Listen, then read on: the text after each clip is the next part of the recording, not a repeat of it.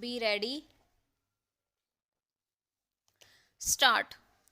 Applying the aforenoted dictum to the facts of the instant case, we find that though the evidence was laid before the inquiry officer, but so far as the petitioner is concerned, it is a case of no evidence qua him stop.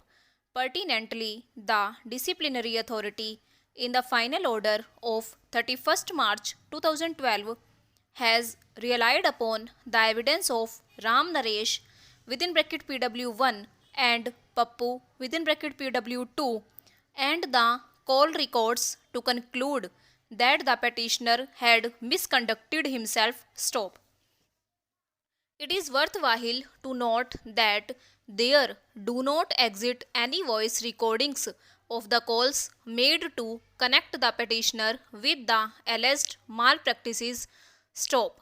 The call details simply reveal that one solitary call of a short duration was there between the petitioner and Anand Kumar. Stop.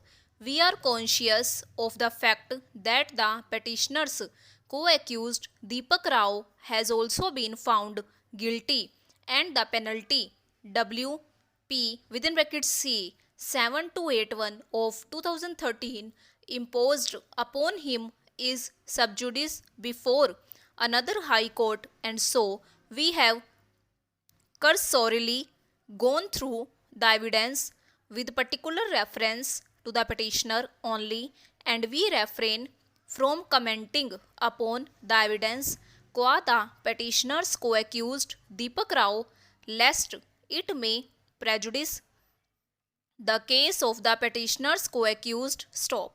So far as the petitioner is concerned, we find that the evidence qua the petitioner coupled with the call details does not connect him with the alleged malpractices in any manner whatsoever. Stop. The apex court in Roop Singh within bracket Supra has reiterated that the departmental proceedings are quasi-judicial and suspicion or presumption cannot take the place of proof even in a domestic inquiry, and that the writ court is entitled to interfere with the findings of facts by any tribunal or authority in certain circumstances. Stop. In our considered opinion, this is one such case where the finding on charge being proved from the evidence on record deserves to be interfered with, as on scrutiny of the evidence on record we have found that no incriminating evidence has emerged from justifying the imposition of the impugned penalty upon the petitioner. Stop. Consequently, in our considered opinion, the findings of misconduct returned against the petitioner are legally untenable. Stop. WP within bracket C 7281 of 2013. Stop. In the light of the aforesaid, the final order of 31st March 2012 within bracket Annexure P3 imposing the impugned penalty as well as the appellate order of 30th November 2012 within bracket Annexure P5 is hereby quashed and set aside. Stop. Para. The present petition has been filed by the petitioner assailing the order dated 6/1/2016 passed by the respondent number 2, Director General SSB within bracket Appellate Authority, duly communicated to the petitioner by the respondent number 4, Commandant based at Darjeeling, West Bengal, rejecting his request, submitted wide application dated 26/11/2015 for suspending his sentence to enable him to exercise his statutory right of filing an appeal. Stop. Para.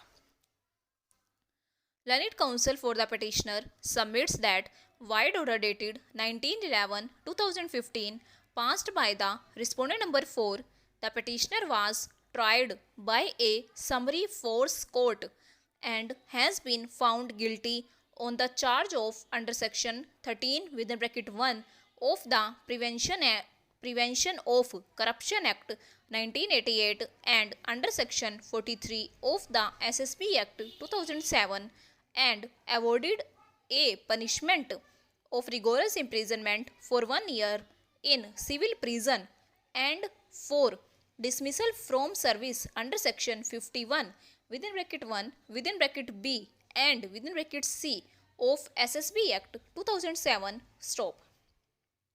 In terms of the aforesaid order, the petitioner was placed in imprisonment on 22/11/2015. While in jail, the petitioner had forwarded a representation dated 26/11/2015 asking for suspension of sentence of his imprisonment under Section 144 read with Section 145 within bracket 2 of the SSB Act 2007, which has been rejected by the respondent number 2 within bracket appellate authority wide memorandum dated 6/1/2016 stop. It is pertinent to note that this is the second writ petition filed by the petitioner in this court stop. The first petition filed for the same relief registered as WP within bracket C number 260 of 2016 was dismissed as withdrawn wide order dated 12/1/2016 with liberty granted to the petitioner to approach the respondent number 3 IG to seek suspension of his sentence to enable him to file an appeal in terms of the SSB Act and rules within 2 weeks stop. Within 1 week from the date of passing of the said order, the present petition has been filed in this court stop para. It has been inquired from learned counsel for the petitioner as to why would the present petition be maintainable when liberty has already been granted to the petitioner in terms of the order dated 12/1/2016.